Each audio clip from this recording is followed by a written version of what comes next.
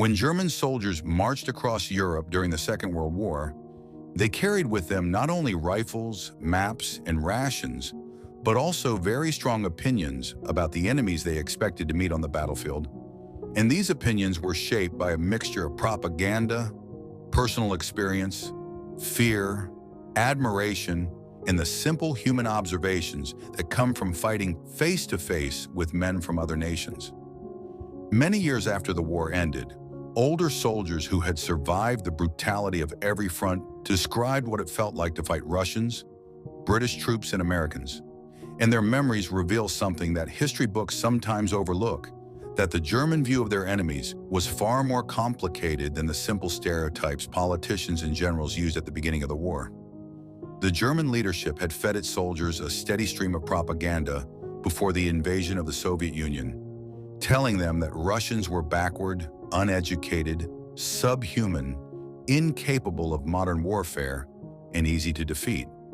Soldiers were told that the Soviet Union would collapse like a rotten house as soon as German troops kicked the door in. And many German soldiers believed these stories when they crossed the border in June of 1941. But propaganda rarely survives first contact with reality, and the Germans quickly discovered that the Red Army was nothing like the Germans had been taught to expect. German soldiers who spoke honestly years later admitted they were stunned by the endurance, courage, and stubborn resistance shown by Russian soldiers even when they were poorly equipped, half-starved, or surrounded. The Germans admired Russian bravery even while fighting them bitterly, describing them as fighters who would continue firing until the very last second, who would launch sudden counterattacks even when the odds were hopeless, and who fought with a determination that came from knowing that surrender offered no safety. What complicated this respect was the fear German soldiers carried. The German army had treated Russian civilians with brutality, burning villages, executing people, starving entire towns, and the soldiers knew that if they were captured, the Russians would not treat them lightly. The thought of falling into Soviet hands terrified German troops, and that fear grew stronger with every day the war continued, creating a strange mixture of admiration and dread inside the minds of German soldiers. Some said they respected the Russians more than any other enemy, but they also said they would rather die in battle than be taken prisoner by them. While the fighting against the Russians was brutal and often decided by raw endurance, the German view of the British was shaped by a completely different set of expectations. German soldiers saw the British as professional, disciplined, steady, and patient. They believed the British trained their men carefully, valued precision over speed, and prepared their offensive slowly but thoroughly. German soldiers said that fighting the British felt like facing an opponent who moved carefully, who did not risk unnecessary casualties, and who always seemed to wait for the perfect moment to strike. The British style of war made a deep impression on German troops. The British did not attack recklessly like the Soviets, nor overwhelm with numbers like the Americans later would. Instead, they approached war like a methodical science. Their artillery preparation was predictable because they always built up massive firepower before an attack, often delaying offensives until every detail was aligned. And this patient approach impressed the Germans, but also gave them time to prepare defenses. German soldiers often said that the British were skilled but too cautious, as if their officers were afraid to take risks. And some German units even said they could predict British offensives simply by watching the slow buildup of logistics behind the lines. Yet despite the criticism, the Germans respected the British enormously. They saw them as honorable opponents, rarely abusive toward prisoners, rarely reckless in combat, and capable of delivering well-organized attacks when the moment demanded. German soldiers trusted the British more than any other opponent when it came to treatment after surrender, which is why many German units preferred to surrender to British troops rather than Americans or Soviets once the war turned against Germany. The German view of the Americans was the most surprising because it changed dramatically from the first encounters to the later years of the war. At first, German soldiers underestimated the Americans. They believed the Americans were inexperienced, too young, and lacking in traditional military discipline. They joked that Americans were loud, careless, and excited to fight without fully understanding what war truly was. The phrase used by the old German soldier, calling them enthusiastic amateurs, captures the early impression beautifully. What the Germans did not expect was the sheer force of American firepower. Whenever German troops attacked American positions, the Americans responded with overwhelming artillery, huge barrages of shells, and air support that arrived with terrifying speed. German soldiers said the Americans might not have been the most elegant or experienced fighters, but they fought with such aggression, such relentless pressure, and such vast resources that German units often felt crushed by the sheer weight of American attacks. If American troops were pushed back, they responded with more tanks, more planes, more guns, and more infantry almost instantly. This was something the Germans had not seen before. They said that fighting the Americans felt like fighting a machine that kept replacing every damaged part faster than you could destroy it. German soldiers described American attacks as waves of pressure once the Americans moved forward. They kept pushing until they broke through somewhere. And once they broke through, the Germans had almost no chance to stop them. But it was not only numbers and firepower. The Germans noticed that American soldiers learned quickly. Units that had been inexperienced in their first battles improved rapidly. They adapted to German tactics. They used terrain well. They did not panic easily. Even if their initial movements were messy, the Americans always came back stronger. And this impressed the Germans more than anything else. They realized these seemingly untrained youths from across the ocean had a strong instinct for battle, a boldness that turned into deadly efficiency once combined with American firepower and endless supplies. What united all these opinions about Russians, British, and Americans was the experience of real combat, which stripped away propaganda and forced German soldiers to judge their enemies based on how they fought, not what was written about them in newspapers. As the war dragged on, the Germans developed a clearer picture of each army. They feared the Russians because of their endurance and the consequences of capture, respected the British because of their professionalism and fairness, and felt overwhelmed by the Americans because of their firepower and relentless aggression. German soldiers said that fighting the Soviets was a struggle of survival. Fighting the British was a contest of skill, and fighting the Americans was a race against time before an enormous bombardment crushed everything in front of it. Each opponent left a different mark on the German psyche because each fought in a unique way shaped by geography, culture, leadership, and military tradition.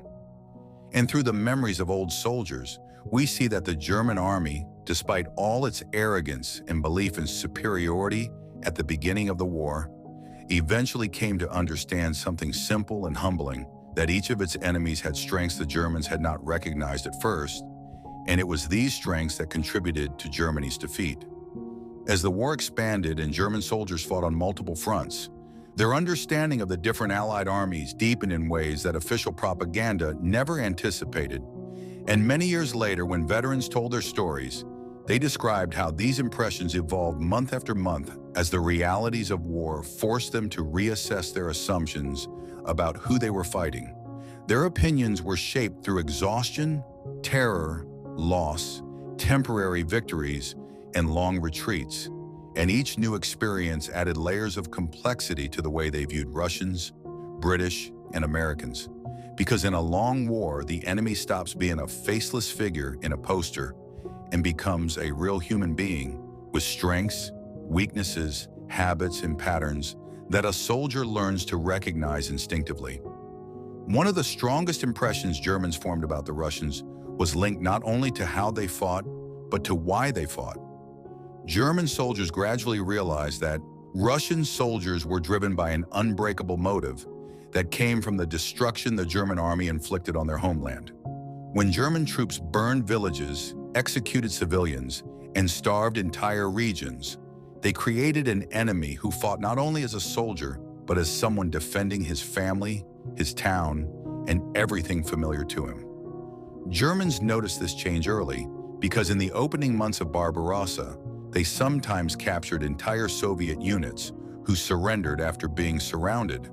But as the war continued and the brutality deepened, the number of voluntary surrenders dropped dramatically, and German troops found themselves facing men who preferred to die in place rather than give up.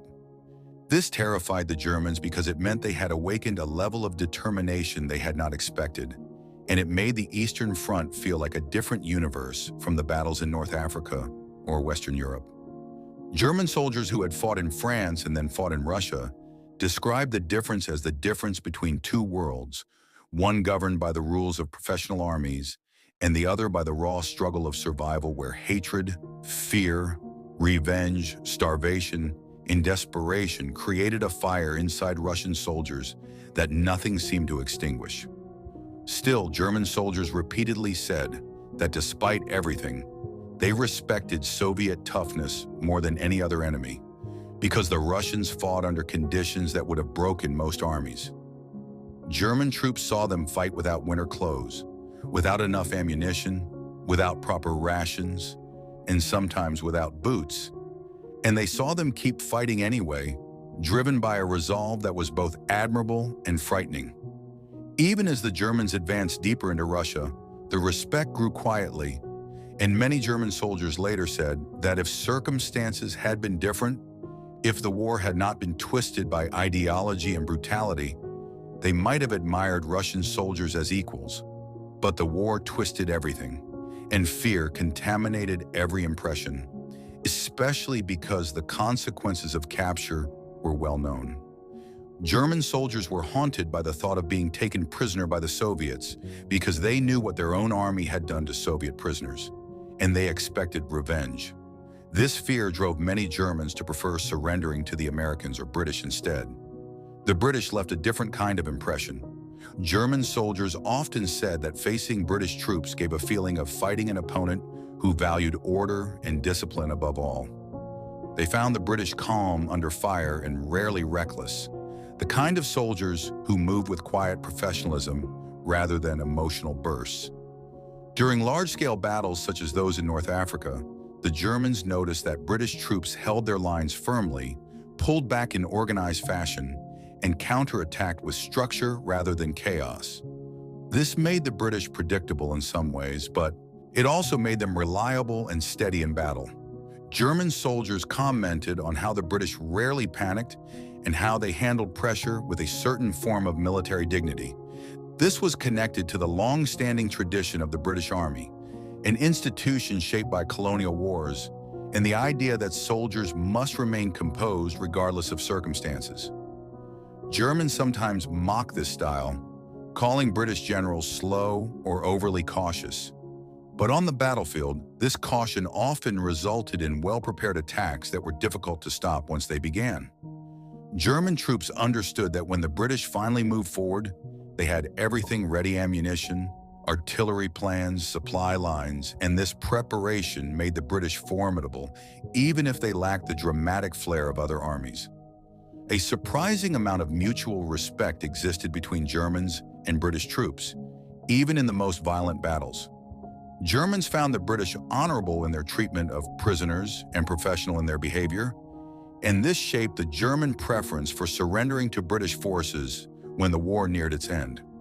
Many German soldiers said the British fought like gentlemen, a phrase repeated by multiple veterans, not because the British were soft, but because they fought with discipline and avoided unnecessary cruelty. The Americans, however, shaped a completely different place in the German mind, one that grew more complicated as the war progressed.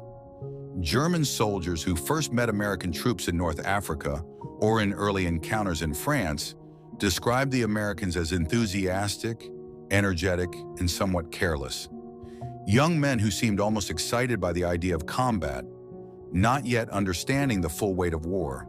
But these impressions changed quickly when American artillery opened fire, because German troops had never experienced bombardments of such scale and efficiency.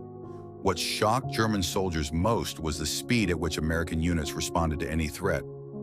If a German patrol attacked a small American position, within minutes, American artillery would hammer the entire area with tremendous force, and American aircraft would follow overhead, diving to strafe and bomb without delay. Germans said that fighting Americans felt like poking a giant machine that instantly turned its attention toward you with overwhelming force. Even well-trained German units could barely withstand these attacks because American logistical power was unlike anything the Germans had faced before. And as the war went on, Americans adapted rapidly. Early mistakes were corrected. Units that had once seemed inexperienced suddenly became bold, coordinated, and deadly. Germans noticed that Americans were particularly good at improvisation. If equipment broke, they fixed it. If a bridge collapsed, engineers built another one overnight.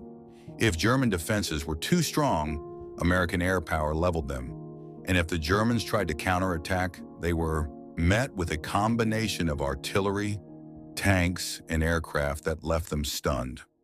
This adaptability surprised the Germans because they assumed an army built so quickly might lack depth or tradition. Yet they discovered that American soldiers fought with a confidence that came from the knowledge that they had endless supply lines behind them.